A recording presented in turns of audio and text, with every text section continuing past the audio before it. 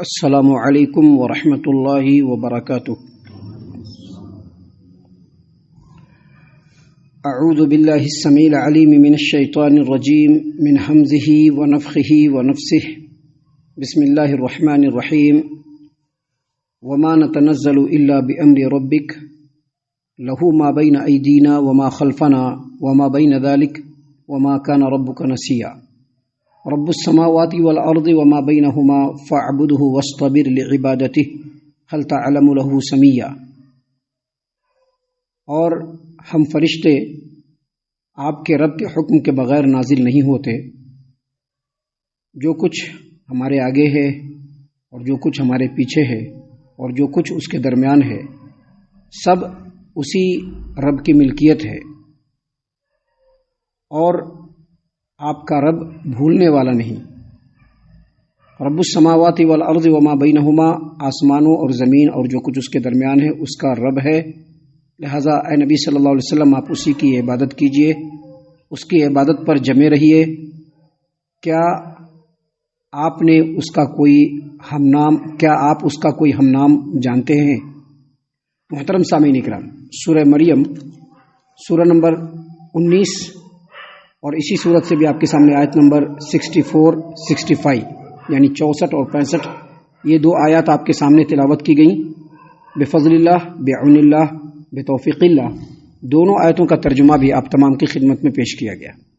سامعین کرام، یہ جو دو آیات ہیں اس کے شان نزول، اس کے بیک گراؤنڈ میں ایک واقعہ ہے، ایک حدیث ہے امام احمد نے اپنی مسند کے اندر سیدنا عبداللہ ابن عباس رضی اللہ عنہما سے روایت کیا، اور یہی روایت امام بخاری رحمۃ اللہ علیہ نے صحیح البخاری کتاب التفسیر باب قولہ تعالی وما نتنزل الا بامر ربک حدیث نمبر 4731 یعنی 4731 نمبر کی صحیح البخاری پہ یہ روایت ہے۔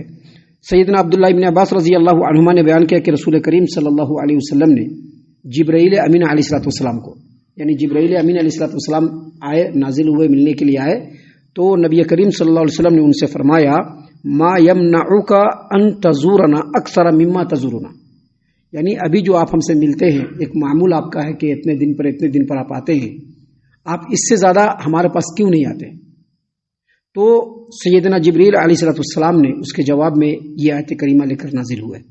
آیت کریمہ کا معنی آپ نے دیکھا کہ جبریل امین علیہ السلام نے نبی کریم صلی اللہ علیہ وسلم سے فرمایا وما نتنزل الا بامر ربک، ہم فرشتے اپنے رب کے حکم کے بغیر نازل نہیں ہو سکتے، یعنی ہم جب نازل ہوتے ہیں تو اسی وقت نازل ہوتے ہیں جب ہمارا رب ہم کو حکم دیتا ہے۔ کیوں نازل ہوتے ہیں؟ اس کے حکم کے بغیر نازل نہیں ہو سکتے۔ رب کے حکم کے بغیر نازل کیوں نہیں ہو سکتے؟ اس کا جواب بھی انہوں نے، اس کی وجہ بھی بتلائی کہ جو کچھ ہمارے سامنے ہے، جو کچھ ہمارے پیچھے ہے، جو کچھ ان دونوں کے درمیان ہے، سب رب العالمین کا ہی ہے، اور آپ کا رب بھولنے والا نہیں، اور آسمانوں، زمین اور جو کچھ اس کے درمیان ہے سب کا رب وہی اللہ تبارک و تعالی ہے، لہذا آپ اس کی عبادت کیجئے، اس کی عبادت پر جمے رہیے۔ اور کیا آپ اللہ کے ہم نام کسی کو جانتے ہیں؟ سامعین اکرام، یہ شان نزول ہے اس آیت کریمہ کا، ان دونوں آیتوں کا۔ سامعین اکرام، اس سلسلے میں ایک اور روایت ہے جس کو حافظ ابو جعفر ابن جریر طبری رحمۃ اللہ علیہ تفسیر الطبری میں امام عوفی رحمۃ اللہ علیہ سے بیان کرتے ہیں، اور وہ کہتے ہیں کہ سیدنا عبداللہ ابن عباس رضی اللہ عنہما نے بیان کیا کہ ایک بار جبرائیل امین علیہ السلام کئی دنوں تک نازل نہیں ہوئے، تو نبی کریم صلی اللہ علیہ وسلم کو بہت گراں گزرنے لگا، بہت حزن و ملال ہونے لگا، بہت غم ہونے لگا، تو سیدنا جبرائیل علیہ السلام یہی آیت لے کر نازل ہوئے کہ وما نتنزل الا بامر ربک، دیکھیے ہم فرشتے جو ہیں آپ کے رب کے حکم کے بغیر نازل نہیں ہو سکتے۔ کیوں نازل نہیں ہو سکتے؟ کیونکہ پورے کائنات پر اختیار اسی کا ہے، لہو ما بین ایدینا وما خلفنا، جو کچھ ہمارے سامنے ہے وہ بھی اسی رب العالمین کا ہے، اور جو کچھ ہمارے پیچھے ہے وہ بھی اللہ تبارک و تعالیٰ کی ملکیت میں ہی ہے۔ سامعین اکرام، اس سلسلے میں امام ابن ابی حاتم نے تفسیر ابن ابی حاتم کے اندر، اور حافظ ابو جعفر ابن جریر طبری رحمۃ اللہ علیہ نے تفسیر الطبری کے اندر فرمایا کہ اللہ تبارک و تعالیٰ نے جو یہ فرمایا کہ لہو ما بین ایدینا، جو کچھ ہمارے سامنے ہے، اس سے مراد دنیا جو ہمارے سامنے ہے، وما خلفنا اور جو کچھ ہمارے پیچھے ہے اس سے مراد آخرت، اور وما بینہما اور جو کچھ اس کے درمیان ہے، جو کچھ اس کے درمیان ہے اس سے مراد جو دو سور پھونکے جائیں گے۔ پہلی سور جب پھونکی جائے گی تو کیا ہوگا؟ پوری کی پوری کائنات کے اندر ہلچل مچ جائے گی، زلزلہ آ جائے گا، زمین اوپر سے نیچے ہو جائے گی، اور جتنے بھی چیزیں ہیں سب نیچے چلی جائیں گی، جو انسان زندہ ہے وہ سب زمین میں گڑ جائے گا اور زمین بالکل سمتل ہو جائے گا۔ اس کے بعد جب دوسری مرتبہ سور پھونکی جائے گی، کتنا عرصہ ہوگا نہیں معلوم ہے، جب دوسری مرتبہ سور پھونکا جائے گا تو پھر سے زمین سے سب لوگ بالکل اس طرح سے نکلیں گے جیسے پیڑ پودے نکلتے ہیں۔ تو یہ دو سور پھونکنے کے درمیان جو کچھ ہے اس سے مراد یہی ہے۔ اللہ تبارک و تعالیٰ نے فرمایا وما نتنزل الا بامر ربک لہ ما بین ایدینا وما خلفنا وما بین ذالک، وما بین ذالک سے مراد دو سور جو پھونکا جائے گا اس کے درمیان کا وقفہ۔ یہ امام ابن ابی حاتم نے اور دیگر اہل علم نے اور اس کے علاوہ امام ابو العالیہ نے اور دیگر امام قتادہ اور بہت سارے مفسرین نے یہ کہا کہ اس کا معنی یہ ہے، جبکہ حافظ ابو جعفر ابن جریر طبری رحمۃ اللہ علیہ نے تفسیر الطبری کے اندر، اور اسی طرح سے تفسیر القرطبی میں امام قرطبی نے، اور اسی طرح سے معالم التنزیل میں امام بغوی نے، اور اسی طرح سے امام سمعانی نے تفسیر القرآن کے اندر اس کا معنی بیان کیا کہ لہو ما بین ایدینا، جو کچھ ہمارے سامنے ہے وہ اس کا مالک بھی اللہ تبارک و تعالیٰ ہے۔ اس سے مراد آنے والا آخرت، جو آنے والا آخرت ہے اس سے مراد یہ ہے۔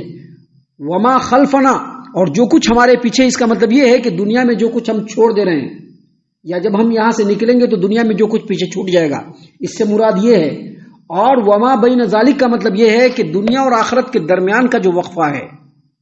بھی بہت سارے لوگ کہتے ہیں کہ مرنے کے بعد فلاں بزرگ صاحب کو یہاں پر دیکھا وہاں پر دیکھا، کیوں دیکھا؟ کیونکہ ان کو اتنا قوت ہے۔ یہ بات بالکل غلط ہے، کیونکہ ہر جگہ کا مالک کون ہے؟ اللہ تبارک و تعالیٰ ہے۔ یہاں پر جو معنی بیان کیا ہے حافظ ابو جعفر ابن جریر طبری رحمۃ اللہ علیہ نے اور دیگر اہل علم نے، سیدنا عبداللہ ابن عباس رضی اللہ عنہما نے، یہی معنی صحیح ہے۔ معنی کیا ہے؟ لہو ما بین ایدینا، اس کا مطلب یہ کہ جو کچھ ہمارے سامنے ہے، جو آخرت آنے والا ہے، اور وما خلفنا جو کچھ ہمارے پیچھے، یعنی دنیا ہمارے پیچھے ہے، ہم دنیا کے آگے نہیں ہیں۔ ابھی دیکھیے ہر دن تو ہمارا گزر رہا ہے اور پیچھے کیا چھوٹ رہا ہے؟ ہماری دنیا چھوٹ رہی ہے، چھوڑی ہوئی جو ہماری دنیا ہے۔ وما خلفنا سے مراد چھوڑی ہوئی ہماری دنیا جو چھوٹ گیا، اور وما ما بین ایدینا سے مراد جو ہمارے سامنے ہے، یعنی قیامت اور آخرت، اس کا مالک بھی اللہ ہے۔ جو ہماری دنیا چھوٹ رہی ہے اس کا مالک بھی اللہ تبارک و تعالیٰ ہے، اور وما بین ذالک دنیا اور آخرت کے درمیان جو کچھ ہے اس کا مالک بھی اللہ تبارک و تعالیٰ ہے۔ یہ معنی زیادہ صحیح ہے، اور اسی معنی کو حافظ ابو جعفر ابن جریر طبری رحمۃ اللہ علیہ نے اپنی تفسیر کے اندر اسی بات کو، اسی معنی کو زیادہ بہتر کہا ہے۔ سامعین اکرام، اللہ تبارک و تعالیٰ نے کہا کہ جبرائیل امین علیہ السلام یہ آیت کریمہ نازل ہو کر کے لے کر کے نازل ہوئے، اور کہا کہ دیکھیے ہم فرشتے ہیں، ہم آپ کے رب کے حکم کے بغیر نازل نہیں ہو سکتے۔ لہو ما بین ایدینا، جو کچھ ہمارے سامنے ہے وہ بھی اللہ تبارک و تعالیٰ کا ہے، جو کچھ ہمارے پیچھے ہے اس پر بھی اختیار اللہ تبارک و تعالیٰ کا ہے، اور جو کچھ ان دونوں کے درمیان ہے اس پر بھی اللہ تبارک و تعالیٰ کا اختیار ہے۔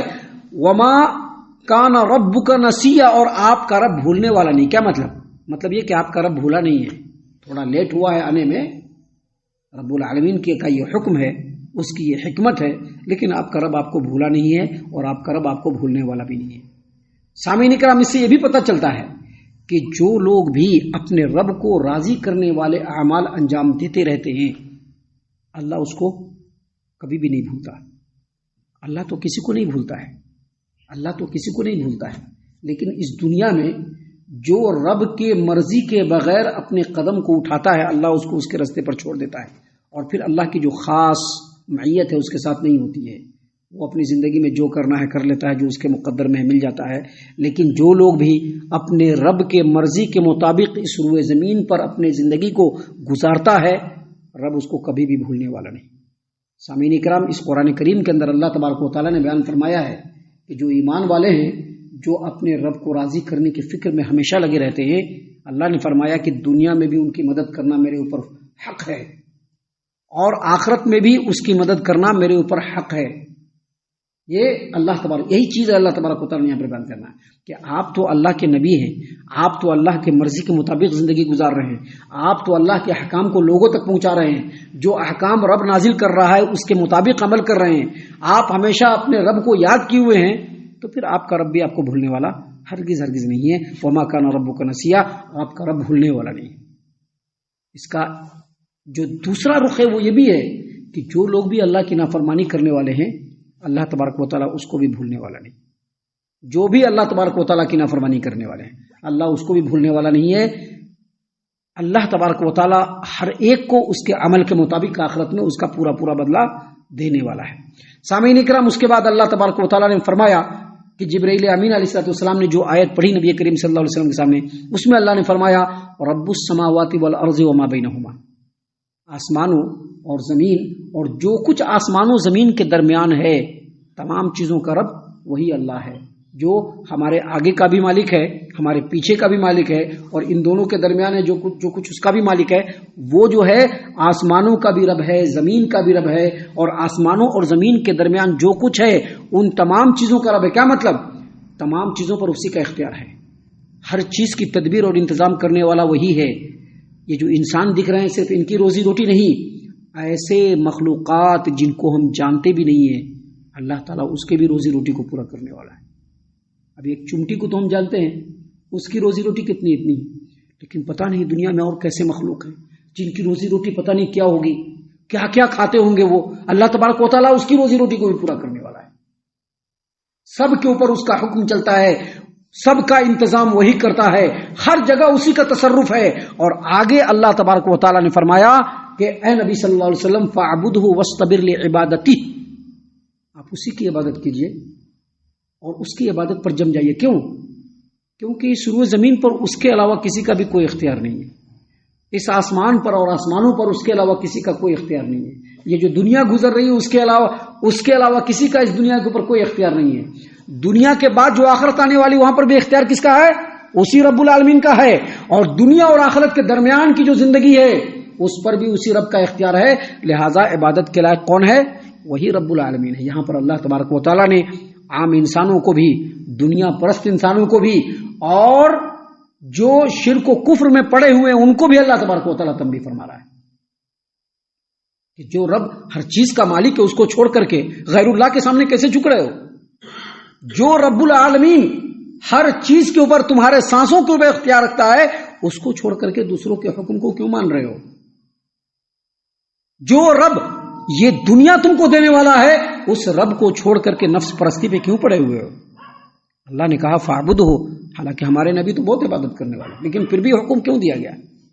کیا ہمارے نبی عبادت کرنے والے کی نہیں؟ ابھی جمعہ کے خطبے میں بتایا نا، نبی کریم صلی اللہ علیہ وسلم جب رات کو عبادت کرنے لگے تو اس قدر رونے لگے کہ روتے روتے داڑھی جو ہے تر ہو گئی، سامنے کا جو ہے جبہ جو ہے وہ تر ہو گیا، سامنے کی زمین تر ہو گئی. اور پوچھا اور کہا کہ آپ تو اس قدر عبادت کرتے ہیں، آپ کی تو پچھلے اگلے سارے گناہ معاف ہیں، پھر آپ اتنا کیوں روتے ہیں؟ کہا کہ افلا اکون عبدا شکورا، کیا میں اپنے رب کا شکر گزار بندہ نہ بن جاؤں؟ کیا مطلب؟ کہ جس رب نے اتنا مجھ کو دیا ہے، یہ پوری زندگی دی ہے، جس رب کے اوپر، جس رب کا پوری دنیا پر اختیار ہے اور اس دنیا کو ہمارے رب نے ہم کو دیا ہے، پھر میں اس کا شکر گزار بندہ نہ بنوں؟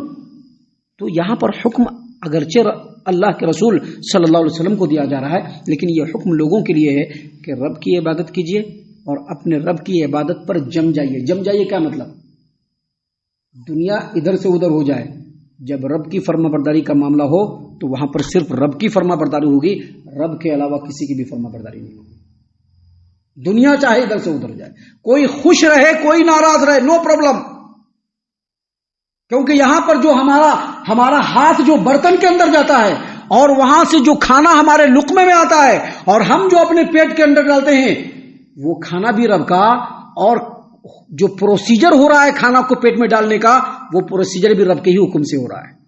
پھر ہم دوسروں کو خوش کرنے میں کیوں لگ جائیں گے؟ ہم تو اپنے رب کی بندگی کریں گے، اپنے رب کی عبادت کریں گے.